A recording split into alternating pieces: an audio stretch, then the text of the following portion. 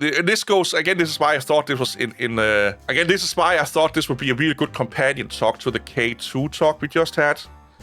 Is that you see a lot of these YouTube videos about people moving to Linux, gamers moving to Linux, and all that shit. April 2026, Linux had 2.99% of the desktop market share worldwide. I don't care in your household. I don't care in your apartment. I don't care in your country. We have to look at the worldwide stuff. That's the only thing that matters.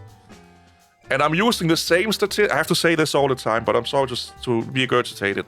I'm using the same site that Linux YouTubers use. It's StatCounter.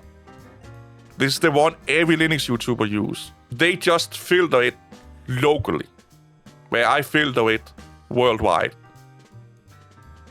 So that's why you say, oh, it's 5 or 6%. Yeah, that's if you live in like some part of the States or you live in India or something like that. I look at the worldwide users because this is the most accurate that you can get.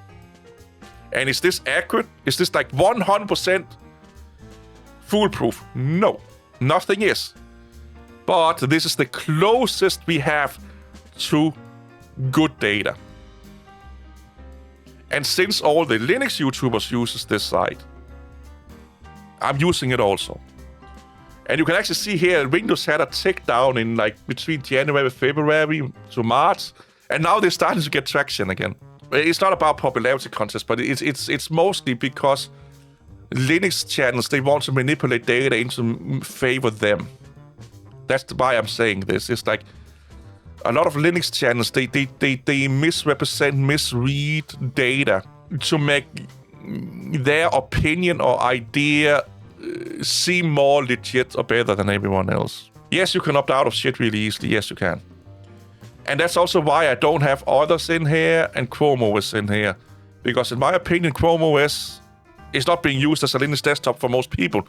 Yes, it's being used in educational systems for like small little projects, but it's not being used in most households. And unknown, we don't know what unknown is. It can be 100,000% FreeBSD.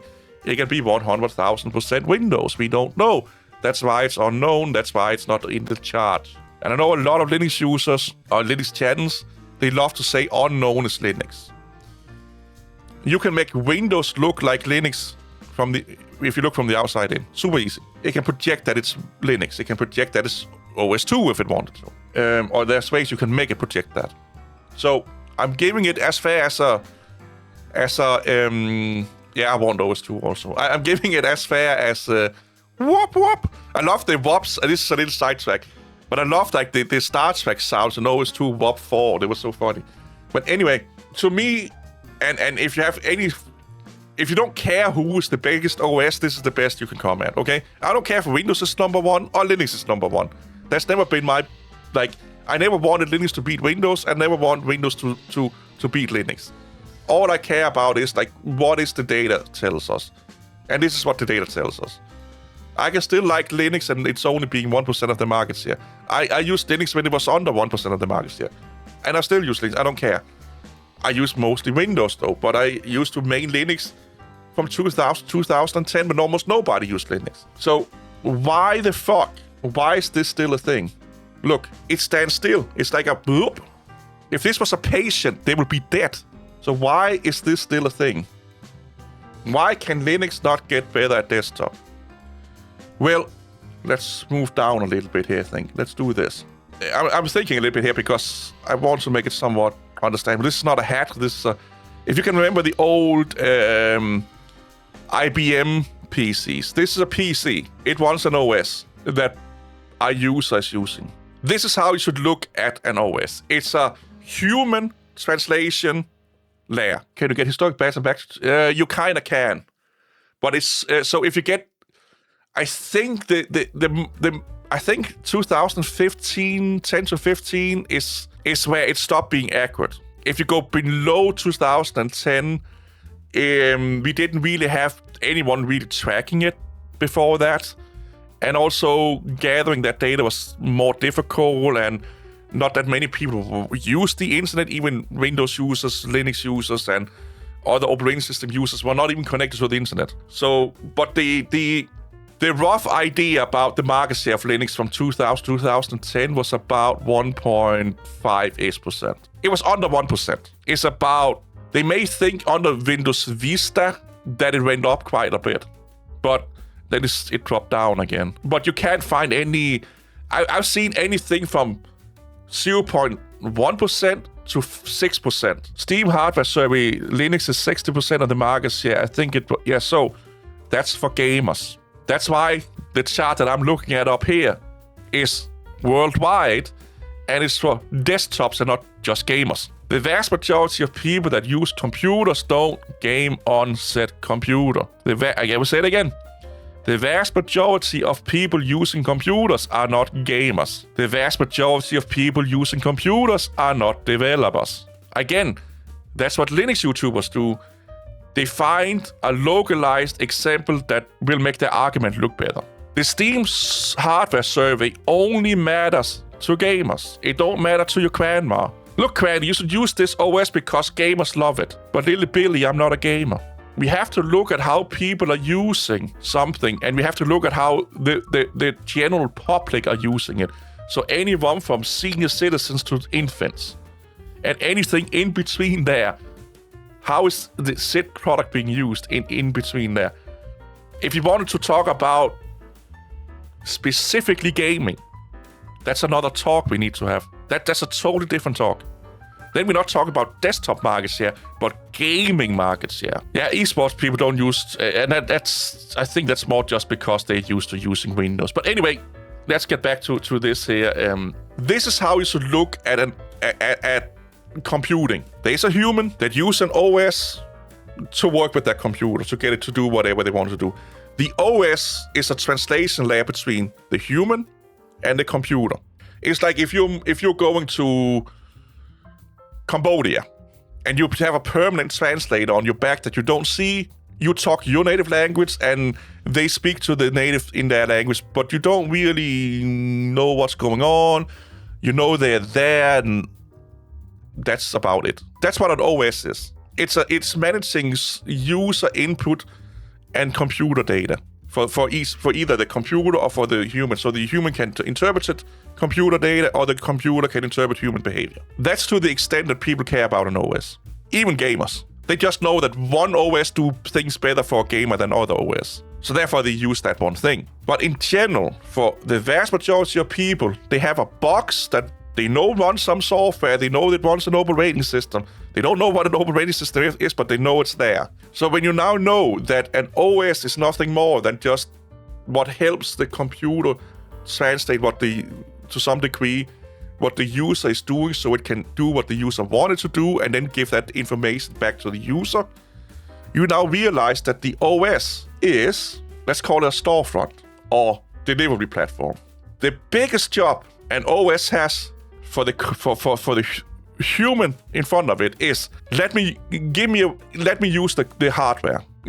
So take human input, make it understandable for the computer or the hardware, and that the hardware then outputs something that's getting translated by the OS that is understandable for the human. So that could be, I want to play a game. The OS helps translate a lot of stuff in there, like the graphics and input and stuff like that to some degree, so the user can play the game. Without the OS, you can't play the fucking game. But also, the OS is providing a platform where you can use other software than just the OS. So games, browsers, stuff like that. And you can look at like the OS is Walmart, or the OS is a playground, and there's different swings and dollies and go-arounds and stuff like that you can then use. Well, those go-arounds and swings would not be there if there were no playground. So the OS is hosting or providing access to other software, or like games, editing software, Netflix, browsers, all that shit. It also provides a place where you can buy stuff like Azure services and all of these, buy software that you need. This is probably the most important thing an OS is doing for the consumer nowadays. We as nerds know that a lot of fucking advanced shit is going on behind that. But the OS is just the middle ground between you and the hardware that then also serve you games, software, make your peripherals work to some degree and stuff like that. It allows you to use the computer, roughly speaking. So when you think about it like this, okay, why should I move from one storefront or playground to another if the another playground or storefront don't have the things I want? It don't have the merry-go-rounds, it don't have the swings. And if it do, they are not as good, or they are too big, or they are too irritating to get to and stuff like that. That is the only thing people care about is this here. That's how they look at an OS. They look at a computer. A computer, like, let's take the OS out of the equation. For most people, even gamers and stuff, that a computer is just like, can I do what I want to do with the things I want to use on this machine? They don't sit and say, this is a piece of hardware that uses electricity to do all kind of magical shit that then need an OS between me and it so we can talk with each other on a higher level and more complicated intricacies. And I also need an OS to help me go on the internet and use software and produce music or play games or do online banking. That's not what they're thinking. They're like, can I use this laptop or can I use this desktop to do online banking? Can it play my games I want to play? Do I need to upgrade the graphic card or whatever? That's how people look at computing. That's also why a lot of people are moving over to tablets and phones, because what they do on a computing device, a phone and a tablet can do for them. That takes less space, that is more portable, and has a great battery life. We have to understand this. Because if you understand this, that for the vast majority of people, a computer with an OS is nothing more than a delivery platform for them to do the things that they need to do on said device, the OS debate becomes useless. I use this a lot. It's like, if you want Air Jordans, you don't want a copy. You don't want like a Chinese knockoff. You want the original Air Jordans. No matter how good the Chinese knockoff is. If people want a specific game, a specific software, alternatives don't matter. If people want to play Minecraft, they don't play the thousands of Minecraft clones. They play Minecraft. And that's the biggest reason why Linux is only 3% of the market still. It's because the Linux desktop world still don't understand that it's not so much the OS that people cares about. It's what does it do for me? If you want the biggest compatibility from anything peripherals to software, Windows and Mac OS is king. Windows probably more than Mac OS. Mac OS is between Windows and Linux. It can do most of what Linux can do and most of what Windows can do. But not all what Windows can do and not all what Linux can do. So for the vast majority of people, even tech people, even clever people, developers, gamers, what device with what OS provide what I needed to do the best? Can I play the game I want to play? Oh, I really want to play Battlefield, but I can't on the Linux, so I'm playing this obscure online game there's only 2 fucking other people in the world playing. Of course they're not going to do that. I really, really need Photoshop. I'm not going to spend hours getting it to work under Linux or using GIMP when GIMP don't do what I need it to do. There's things that Photoshop do that GIMP don't do. And I need those. Then you're not going to use GIMP. No matter how free and good and open it is, it don't fucking matter. But the Linux community, the Linux developers think it does. They think that the license matter more than what it can do for the human. This is a problem we had back in the day with privacy. We still have to this day. In the 90s and noughts, people yelling and screaming at people with all these social medias coming up and all these websites where you had to log in and give data. And it was like, you were giving away too much for using this thing that does make your life more convenient. It may entertain you a little bit more. It may make your life easier, but you're giving up so much. And people still fucking did it because they didn't care so much. They still don't care much about privacy if it makes my life better and more convenient. And it's the same with licenses, OSs. This is what I kind of hate when a new graphic card or CPU cycle get launched, is that you get all these fanboys sitting around and debating about 5 FPSs, 5 watts more or less. But getting those 5 more XPS, we're talking about spending hundreds of more dollars. The AMD meta is a really good example. I have an AMD, I love my AMD, but it's hindering in a lot of fucking creative and productive tasks. It's great for gaming. That's why I looked into upgrading here until I saw the RAM prices. Well, I can still use the same RAM, and I kind of want to go Intel, because Intel is better for productivity. It just is. But if you also game, you're losing 5 frames. Yeah, but how much do you game? Do you game 8 hours a day, or are you using productivity software 8 hours a day? That's how you should look at it. So every time we see all these, like, in the end, AMD, Intel, AMD, Nvidia, Asus, Gigabyte, all of that fucking shit, don't matter. It's like using X screwdriver brand versus X screwdriver brand to take out a screw. If you want one thing for one reason or another, it can be that you are there are brands I am loyal to, that I will buy over other brands because I have a good history with them. But in the end, if the thing you buy gives you the experience you want, that's the thing you buy. If the thing provides the experience you want, that's the thing you use. And different people have different requirements for their experiences. Some are willing to go down in that safety, keeping the gaming aspect here. Some are willing to save money on a graphic card for lower fidelity.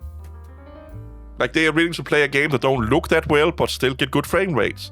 Then there are people that are willing to sacrifice frame rates for looks. Then there are people that want both looks and frame rates. And that's why we have different tiers of graphic cards. And that is the problem that Linux people have. Mostly Linux people. So this is Linux Joe here. They think they're the center of the universe. Oh, I can do it. It works on my machine. I didn't find it too difficult. I didn't mind. When that's what you hear when you're talking with Linux developers, like, oh, UI, UX design don't matter that much. Kinda does. It's kind of what sells your software, my friend. You know, oh, everyone should be a tech literate or a computer literate, or should be able to use the command line and do hobbyist level development. When you hear that, but that's such a big argument for why Linux is better than Windows, they have lost the plot. They are not in the same universe as everyone else is. Because that's exactly the things they care about. They don't want to do those things. We stopped using the terminal in the 60s. Oh, well, it was probably in the 80s when... I will say the 80s. Let's say the 80s. When GUIs became a big thing. If GUIs are so bad, why have we spent close to 40 years living in a GUI world? If it's so bad for everyone, if the command line is the default best way to live on a computer, and tiling Windows Manager is by default the best way to live in this world, why the fuck have we not done it for over 40 years? Or close to 40 years, sorry. Because it's not. It may be for you, again, may be for me, but for the vast majority of people, it's not. And that is why Linux is holding itself back. The same spewing about privacy, security. Most users don't understand tech security. If you have kids, you go to your kid or you go to your school teacher and you ask them, is biometrics on your phone, like your biometrics for your thumb or your face unlock, does that make your phone more secure? They will 100% say yes, most of them. Here's the kicker, it's not. But they don't understand that, because I can hunt you down right now and I can set my fat ass on your back and I can take your phone out of your pocket and I can force your thumb onto the thumb reader and now I have access to your phone. Cops do this all the fucking time. Oh, I can hunt you down, I can push you to the ground, take your phone, slap it in your face, and your face unlocks everything. Again, cops do this all the time. It's not secure if I have access to you. It's secure if your phone is in Afghanistan and you're in Bali or something like that. Then it's secure. But most people, they have their phone with them 24/7. But most people think it's secure. Just like most people think that they can have privacy online. They think they can be anonymous online. You can't. But the Linux world don't understand this. And then they talk about open source or FOSS. You can see the source code. Nobody gives a fuck about that. Because the vast majority of people that are going to use computers are never going to look at source code. The vast majority of Linux people have never fucked around in source code, other than editing a config file. And that's not even fucking around in source code, that's editing a config file. That's private software level. You know, he edits config files as he say himself. He's not a developer apparently anymore. He's a config file editor. Anyway, the vast majority of people don't give a fuck about that. The vast majority of Linux users can't even understand what it means to look at the source code. That's it. But that's the word that they're trying to sell you a product that you did not ask for, and with reasons that don't matter or don't make sense to you. And on top of that, they don't understand why people still use Windows. Is Windows the best OS on earth? No. It's a really good storefront. It's a really good delivery platform.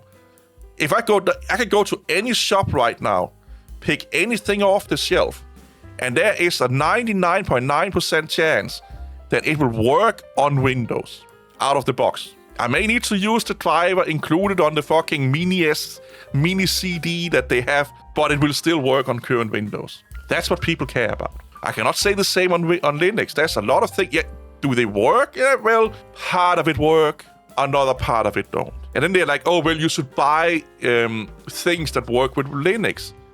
Again, if people want a set of headphones or they want a piece of software, they should not think about what OS it's on. They don't care about that. They are more willing to, like, I want this headset.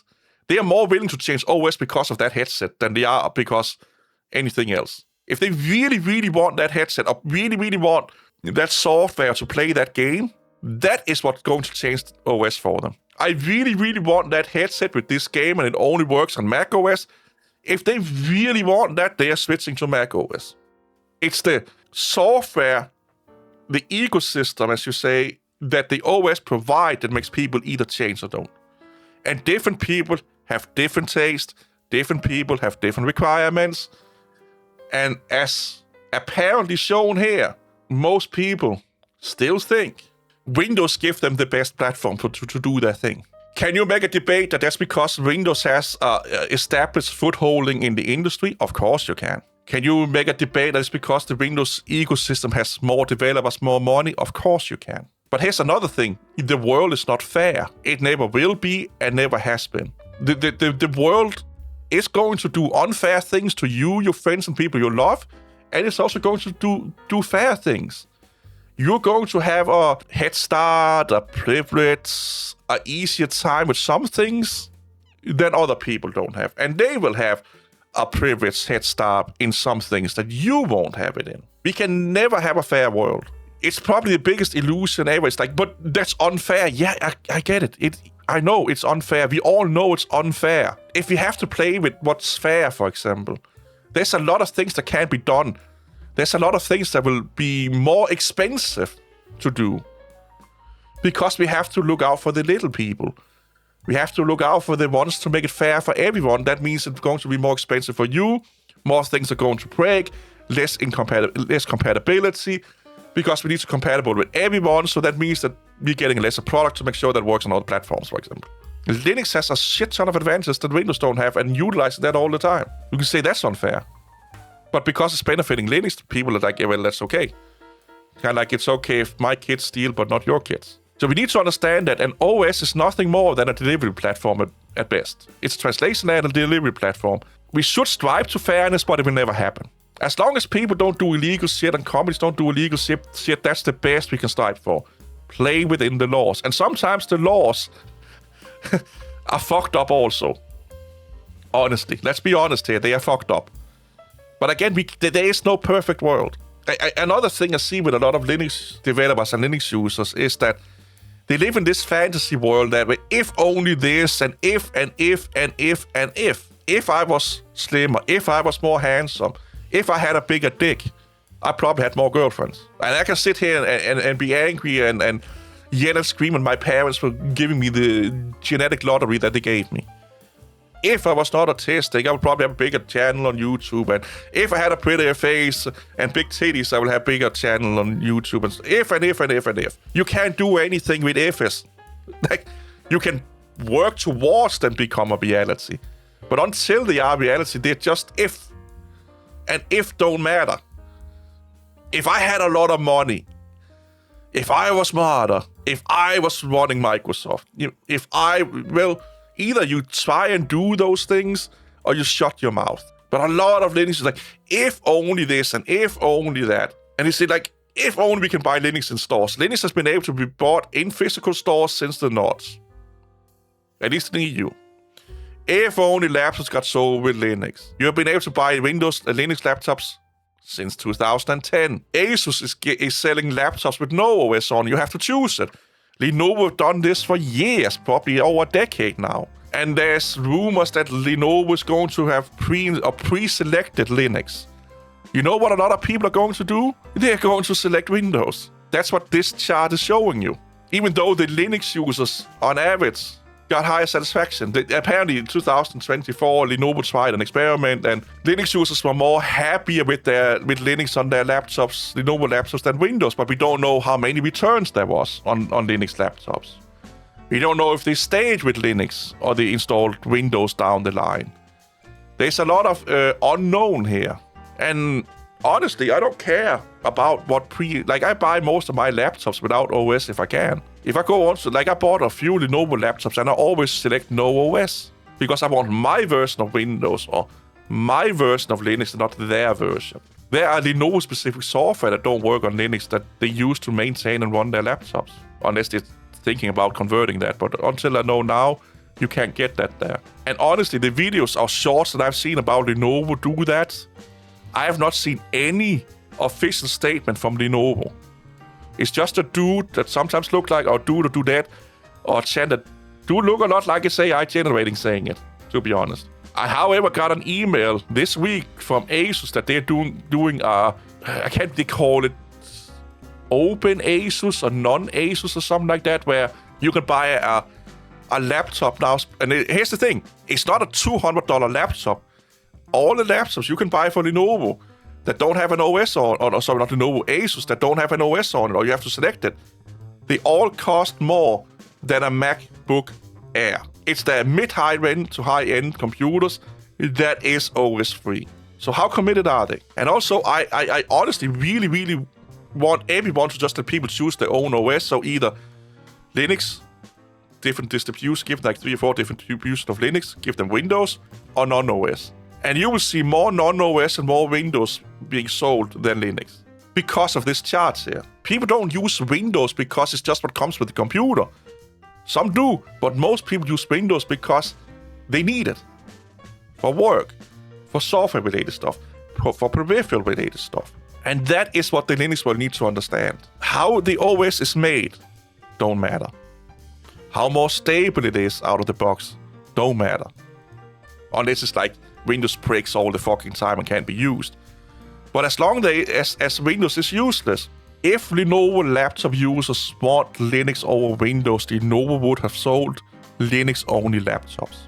I'll say this again. If the world wanted Linux-only laptops over Windows, Lenovo will sell Linux-only laptops.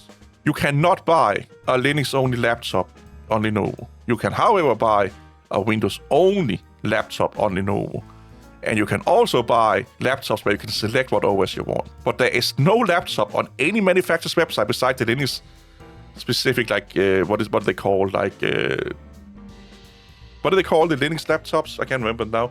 Tox, whatever. The System 76. Those are the only one, like, really unique small companies are selling Linux-only devices. Everyone else, you either have the option for Linux or Windows, or there are Windows-only laptops. So what, again, you look at behavior.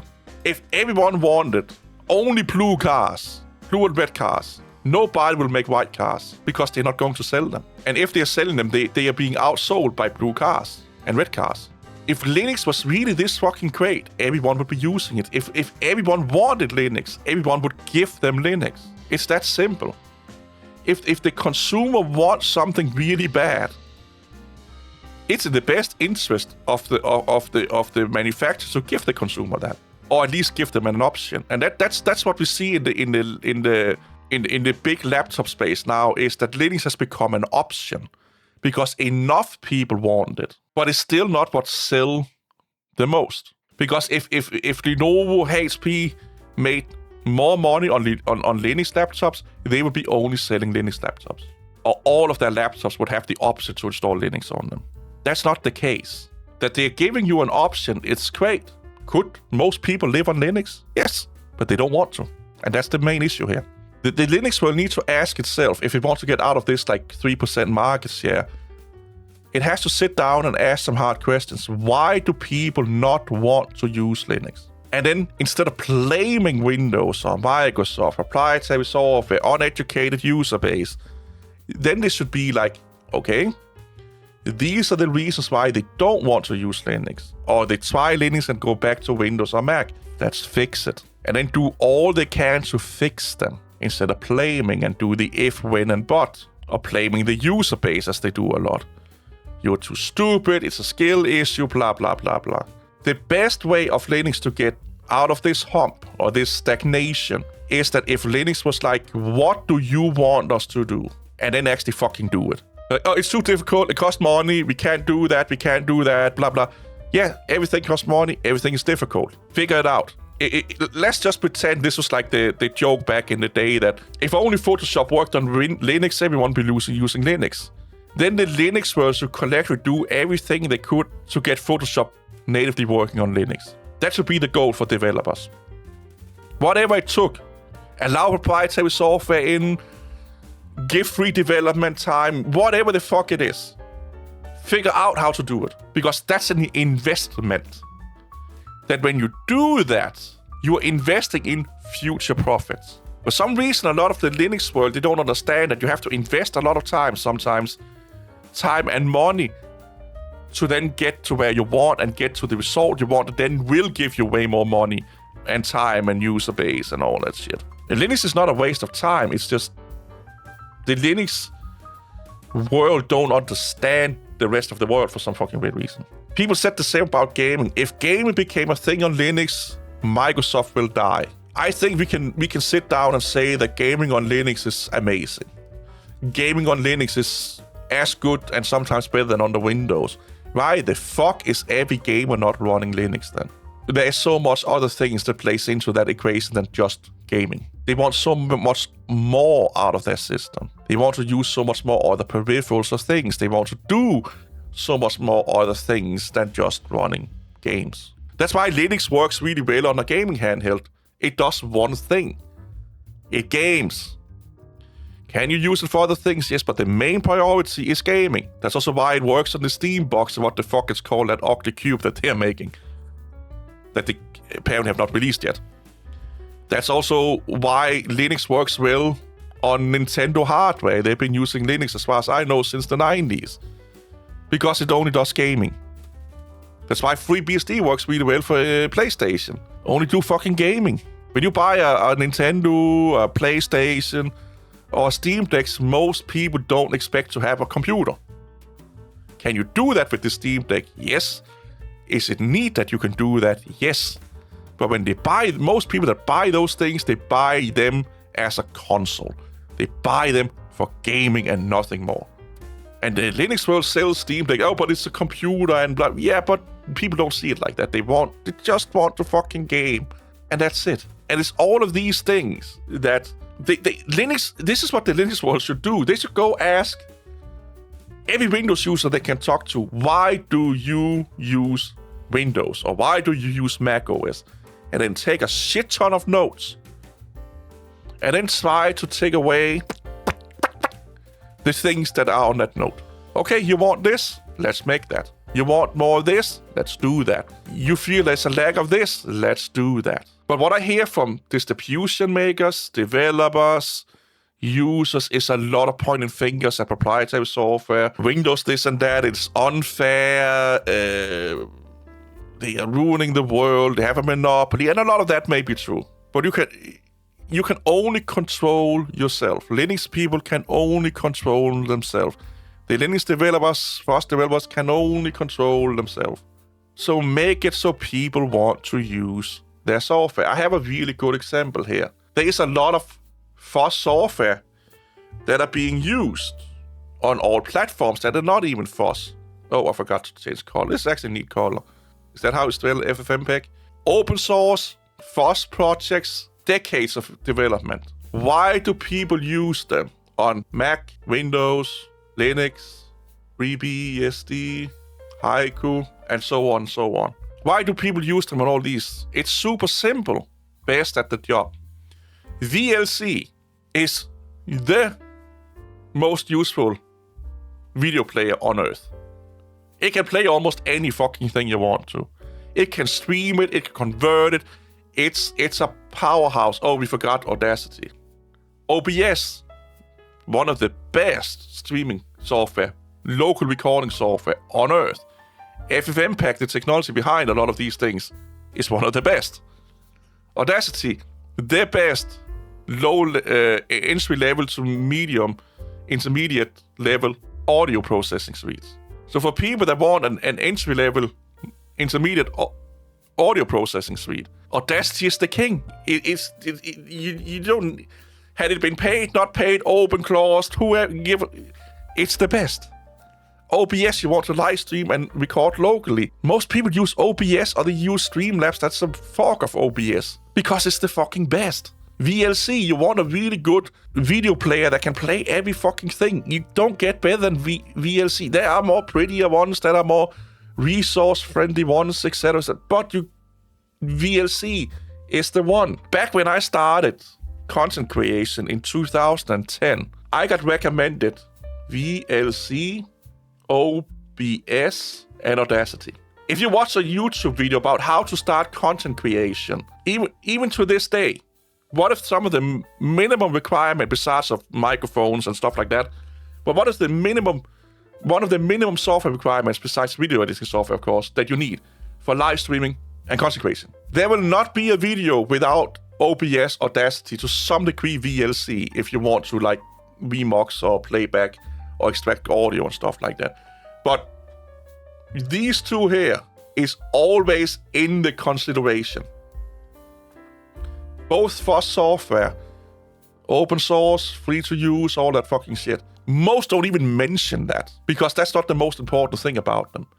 Why people want to use OBS is not because it's fuss. The same with Audacity. It's because it does exactly what those kind of people need.